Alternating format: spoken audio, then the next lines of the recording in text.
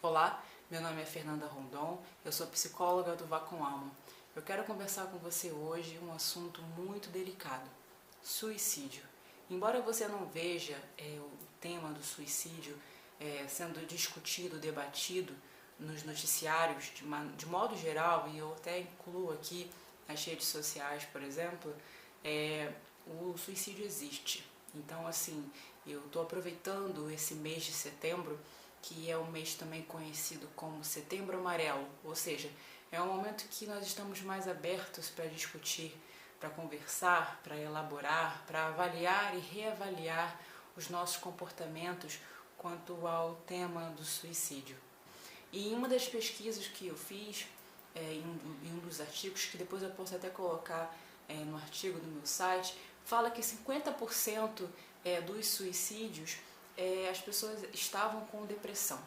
E além da depressão, a gente pode mencionar aqui, referente a essas estatísticas, o divórcio, o luto, a solidão, questões na escola. Então, sim, existem adolescentes que cometem suicídio. Eu agora não sei também da fonte exata, se foi da Organização Mundial da Saúde, se foi no Ministério da Saúde, que comenta que no Brasil, jovens, adolescentes a partir de 15 anos até 29 anos, né, ou seja, os jovens adultos, a estatística, o número de suicídios referentes a esse grupo tem aumentado aqui no nosso país. Então, é mais aí um alerta que a gente precisa ter com relação a esse tema. E, dando continuidade, doenças crônicas e pessoas que fazem uso de substâncias químicas. E nem sempre vamos saber se a pessoa é suicida. Acontece que existe uma união de fatores que juntos podem fazer com que a pessoa tome, de fato, tenha esse tipo de atitude. São fatores genéticos, psicológicos, socioculturais, tem um monte de coisa no meio, né? Então, assim, eu selecionei 5 desses sinais que a gente pode ficar atento, sendo que existem outros. Eu acabei selecionando os que mais aparecem nos artigos, que mais apareceram nesses sites. Que o primeiro é o isolamento. Então, assim, independente da pessoa ser introvertida, independente dela ser extrovertida, de alguma maneira você consegue identificar uma mudança no comportamento dela. Por exemplo, aquilo que ela costumava fazer durante o seu dia a dia, o que era mais cotidiano, ela deixa de fazer, ela começa a ficar mais isolada, ela não fala tanto, às vezes ela pode até mesmo deixar de fazer as suas atividades para ficar em casa. A segunda alternativa é dormir. Justamente pelo fato dela não se encontrar com mais energia para fazer as coisas, ela começa a ficar mais na cama. A terceira alternativa, uso de substâncias químicas. Aí a gente cai naquela situação, né, de drogas lícitas e drogas ilícitas. Se a pessoa, por exemplo, vamos dar um exemplo, se ela costuma beber álcool, ela pode beber mais álcool. Então, se ela faz uso de drogas ilícitas, ela pode fazer um uso maior de drogas ilícitas. E tem aquelas pessoas que não fazem uso nem de drogas lícitas e nem de drogas ilícitas, mas que de alguma maneira começam a recorrer a essas substâncias. Então, é mais um alerta. Um outro também que a gente precisa tomar cuidado é a questão do histórico da depressão. Como eu disse anteriormente, logo no início do vídeo, 50% dessas pessoas que cometem o suicídio estão depressivas, e em geral. E a quinta e última opção aqui, que também a gente encontra em diversos lugares, é a questão da doação de alguns objetos valiosos. E quando a gente diz valiosos, não é uma questão só aqui financeira, mas é o que é valioso para aquela pessoa. E uma outra coisa que eu acho muito importante aqui compartilhar, conscientizar você, é que não é da sua responsabilidade se culpar por uma questão mental, por uma questão da qual a pessoa se encontra no momento com esses tipos de pensamentos suicidas, tá ok? Eu destaquei 5 caminhos, 5 alternativas que talvez possam ajudar você inicialmente nessa experiência, né, nesse contato com alguma pessoa que está vivenciando esses pensamentos suicidas.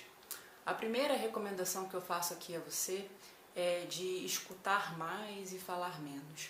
É óbvio que você, talvez, no momento do impacto, talvez de uma frase direta do tipo, eu quero me matar, ou então eu quero morrer, ou então talvez a pessoa pode compartilhar logo de cara algumas das suas tentativas relacionadas ao suicídio, você pode ficar muito assustado, mas eu recomendo que você avalie a situação como um todo, porque dependendo de como você falar, dependendo de como for o choque para você, você pode fazer com que a pessoa se assuste e recue.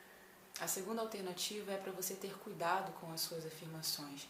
A gente precisa tomar muito cuidado com as nossas verdades, porque o que é de verdade para mim pode não ser de verdade para você, e assim por diante. Precisamos nos conscientizar, precisamos nos sensibilizar, porque a dor de cada um, a dor de maneira geral, é intransferível. Todos nós sofremos, mas nós sofremos a nossa maneira, né? Ainda sobre essa questão do cuidado com as nossas afirmações, eu selecionei 6 frases que a gente precisa tomar muito cuidado. A primeira frase aqui para a gente analisar juntos é: mas a sua vida é muito melhor do que muita gente por aí. E talvez até seja, mas a questão aqui é que a gente precisa tomar muito cuidado, é que o sofrimento para aquela pessoa não é um momento de disputa, não é um momento de comparação. Todos nós sofremos, sendo que em proporções diferentes. A segunda frase é: pensamento positivo, que isso é só uma fase, logo logo passa. Bom, estamos num momento de cultura que é totalmente voltado agora para a positividade, e isso é uma coisa muito bacana. Mas esse tipo de motivação não vai fazer com que a pessoa alivie o seu sofrimento. A terceira frase é: por que você quer se matar por causa dele? Por que você quer morrer por causa dela? Por que você está sofrendo tanto por determinada situação? Não vale a pena sofrer por isso.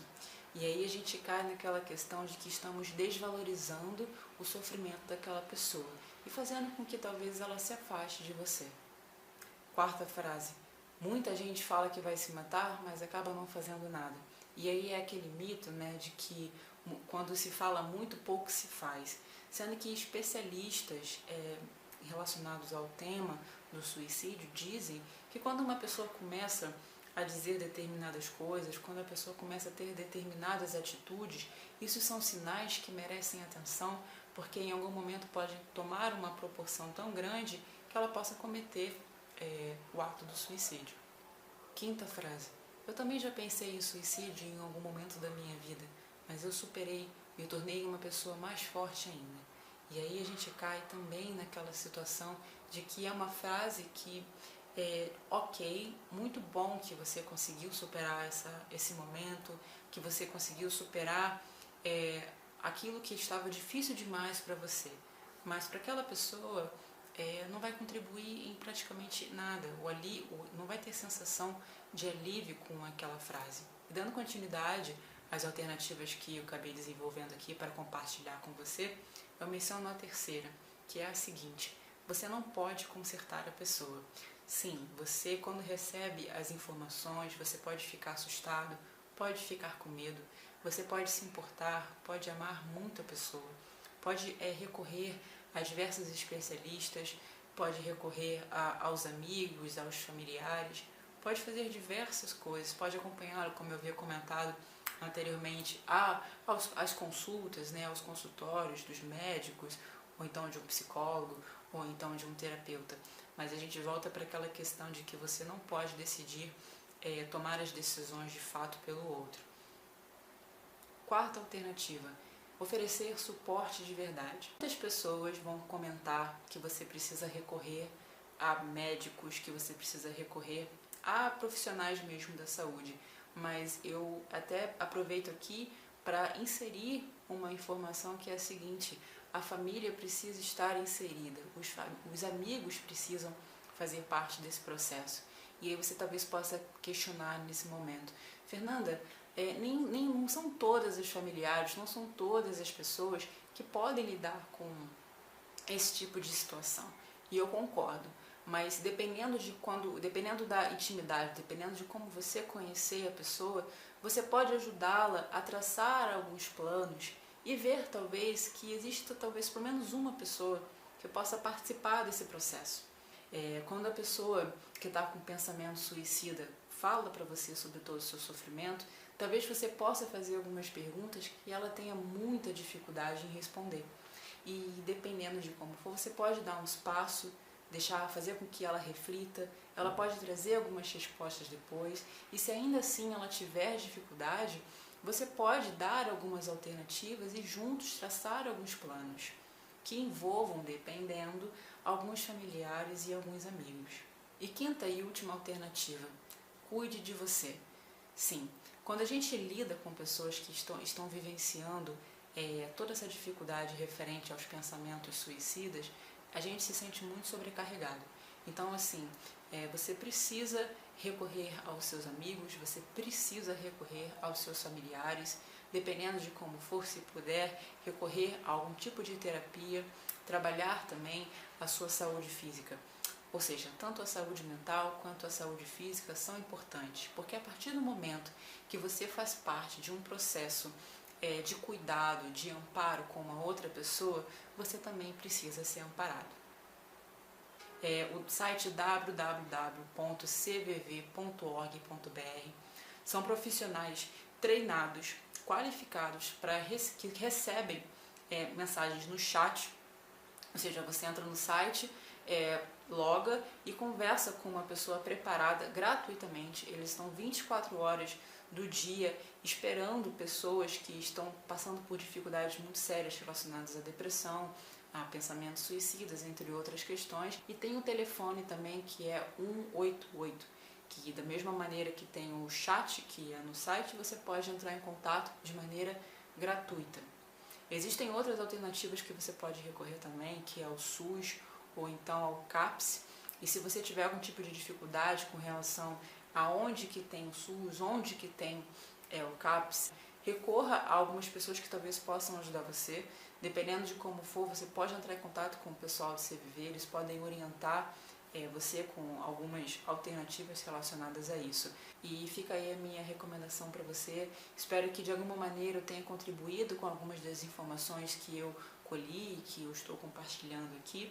Eu, como comentei também no início do vídeo, eu vou publicar agora mesmo um artigo que eu criei comentando com você sobre todas as questões que eu fiz de pesquisa, com as fontes, porque isso é sempre muito importante. Espero que de algum modo eu tenha contribuído. Um abraço e até a próxima.